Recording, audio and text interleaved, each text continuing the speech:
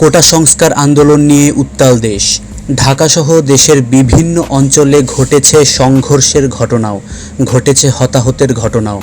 এই আন্দোলন নিয়ে নিজেদের প্রতিক্রিয়া দেখাচ্ছেন বিনোদন অঙ্গনের তারকারাও।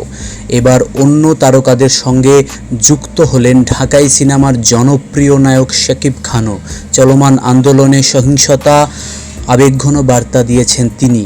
সামাজিক যোগাযোগ মাধ্যমে দেওয়া বার্তায় তুফান হিরো বলেছেন, আমার প্রাণের বাংলাদেশ এভাবে রক্তাক্ত হতে পারে না, কারো মা বাবার বুক এভাবে খালি হতে পারে না।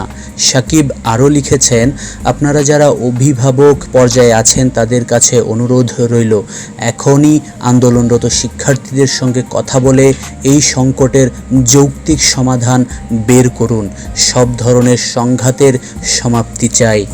তো বন্ধুরা, শাকিব খানের এরকম বক্তব্যে আপনাদের কি মতামত তা জানতে চাই। অবশ্যই আপনারা কমেন্ট করে আপনাদের মতামত জানাতে ভুলবেন না। আর আমাদের ভিডিও যদি আপনাদের ভালো লেগে থাকে তাহলে অবশ্যই লাইক, কমেন্ট, শেয়ার করবেন এবং চ্যানেলটিকে সাবস্ক্রাইব করে আমাদের পাশেই থাকবেন। ধন্যবাদ।